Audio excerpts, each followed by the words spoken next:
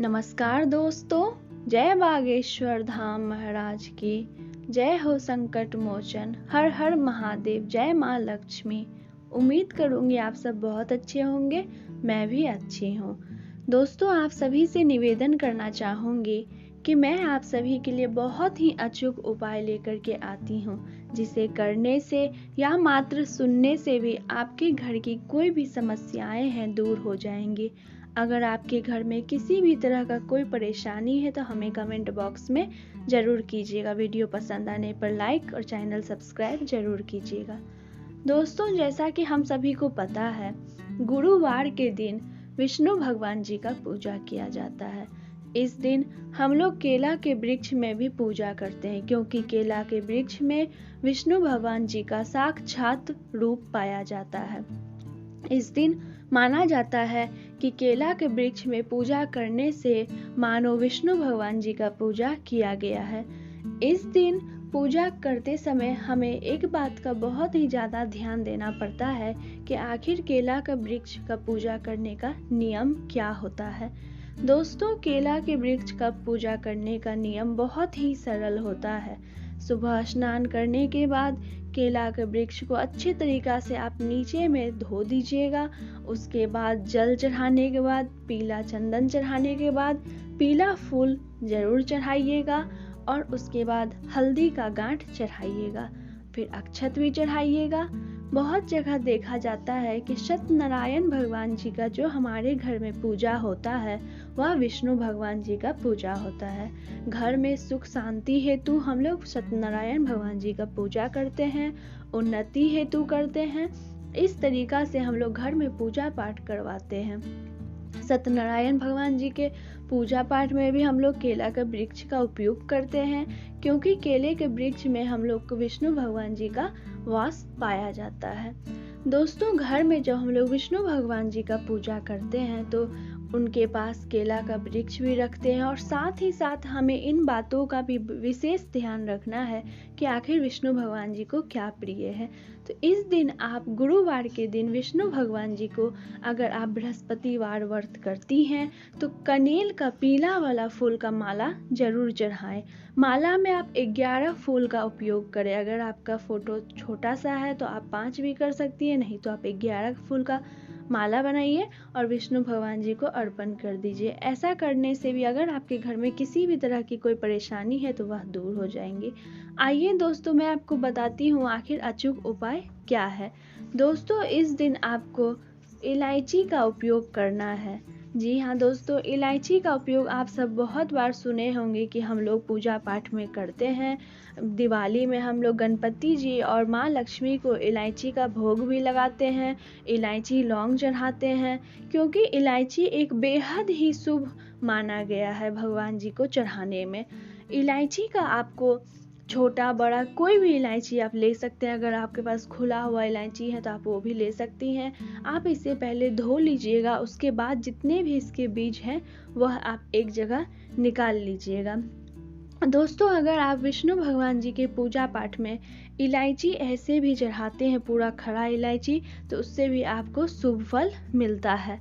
आपको विष्णु भगवान जी को इलायची का कोई भी चीज़ चढ़ा रही हैं, जैसे कि खुला हुआ इलायची या पूरा बंद इलायची, तो जब आप हल्दी का गांठ विष्णु भगवान जी को चढ़ाती हैं तो उसी समय आपको इलायची भी चढ़ाना है।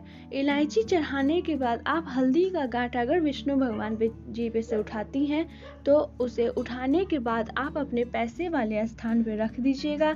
नहीं तो आपके घर में जो भी समस्याएं हैं वह बोल करके विष्णु भगवान जी को हल्दी और इलायची चढ़ाइएगा। विष्णु भगवान जी को हल्दी अत्यधिक प्रिय है, और साथ ही साथ हमें एक बात का और ध्यान देना है कि हम लोग विष्णु भगवान जी के साथ माँ लक्ष्मी का भी पूजा करते हैं, तो इसलिए माँ लक्ष्मी को उनका प्रिय फूल अड़हुल का और कमल का जरूर चढ़ाइएगा।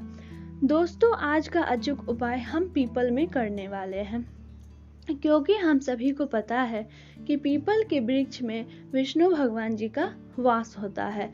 इस दिन पीपल का पेड़ करना, पीपल के पेड़ में पूजा करना उतना ही महत्व माना गया है जितना कि आप लोग केले के वृक्ष में करती हैं। अगर कोई महिलाएं इस दिन व्रत रखती हैं तो उन्हें यह उपाय जरूर करना चाहिए। इसके लिए आप पीपल के पेड़ का जैसा आप पूजा करती हैं नियम के अनुसार जल चढ़ाना, फूल चढ़ाना और पीला हल्दी या पीला चंदन आप जरूर चढ़ाइएगा। उसके बाद पीपल के पेड़ को अगर आप आंगन में लगा कर रखिए, बाहर में लगा रखिए, तो उसे अच्छे तरीक़ा से पहले धो लीजिएगा, उसके बाद ही पूजा पाठ कीजिएगा। पीपल के पेड़ में विष्णु भगवान जी का वास होता है, तो आप इस दिन अगर पीपल के पेड़ का भी पूजा करती हैं तो आपको उतना ही लाभ मिलने वाला है। वैसे तो पीपल के पेड़ में हम लोग शनिवार को भी पूजा करते हैं, लेकिन आपको गुरुवार को भी करना है। और पूजा करते समय एक बात का और ध्यान देना है कि आपको इस दिन सरसों का ही तेल जलाना है, दिया जलाना है।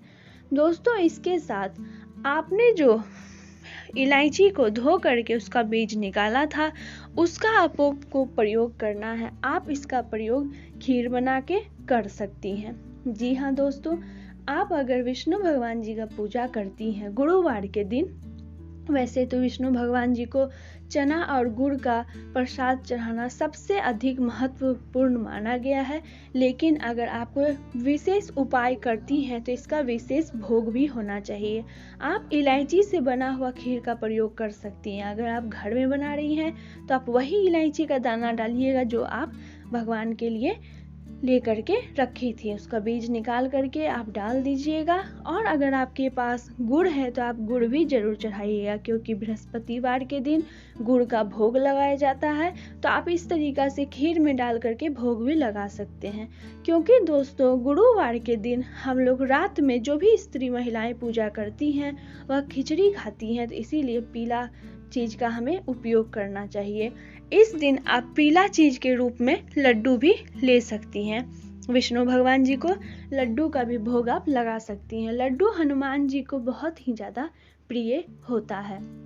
आप इस दिन अगर बाजार से लड्डू ला रही हैं तो आप उसे ले करके अपने घर में छोटे छोटे पाँच टुकड़े करके आप उसमें एक एक इलायची का दाना डाल करके गोल गोल बना लीजिएगा। और उसके बाद विष्णु भगवान जी को और साथ ही साथ पीपल में भी चढ़ाना है। पीपल के पेड़ के नीचे आप एक केला का पत्ता रख लीजिएगा। अब उसमें 5 लड्डू चढ़ा करके और भगवान को भोग लगाइएगा। इसी तरीक़ा से आप विष्णु भगवान जी के पास भी कोई भी पत्ते या कोई भी आप भगवान का पूजा का थाल रखे हैं तो उसमें आप 5 लड्डू बना करके चढ़ा दीजिएगा। और गुड़ और चना का दाल चढ़ा दीजिएगा। ऐसा करने से भी आपके घर की सभी मनोकामनाएं पूर्ण होंगी। इस तरीके से आप जब भगवान का प्रसाद उसरग लीजिएगा तो उसके बाद अगर आप इस दिन व्रत रखती हैं तो सर्वप्रथम खुद खाएं, अगर व्रत नहीं रखती हैं तो सबको भोग में दीजिएगा और आप भी स्वयं खाइएगा। अगर इस तरीका से आप 7 गुरुवार पूजा करती हैं तो आपके घर की कोई भी दिक्कतें हैं वह दूर जरूर हो जाएगा। और इस तरीका से पूजा पाठ करने से अगर आप व्रत रखती हैं तो आप गरीबों में भी भोजन करा सकती हैं। गुड़ का खीर, इलायची डालना मत भूलिएगा, और नहीं तो आप इलायची का कोई भी प्रसाद आप भगवान को जरूर चढ़ाइएगा। उम्मीद करूंगी दोस्तों आप सभी को बहुत अच्छा वीडियो लगा होगा। अगर वीडियो पसंद आया हो तो वीडियो को लाइक और चैनल को सब्सक्राइब जरूर कीजिएगा। अगर आपकी कोई भी फरमाइश है तो हमें कमेंट बॉक्स में जरूर कीजिएगा, मैं उसे पूरा जरूर करूंगी। मिलती हूँ अगले वीडियो में, तब तक के लिए धन्यवाद।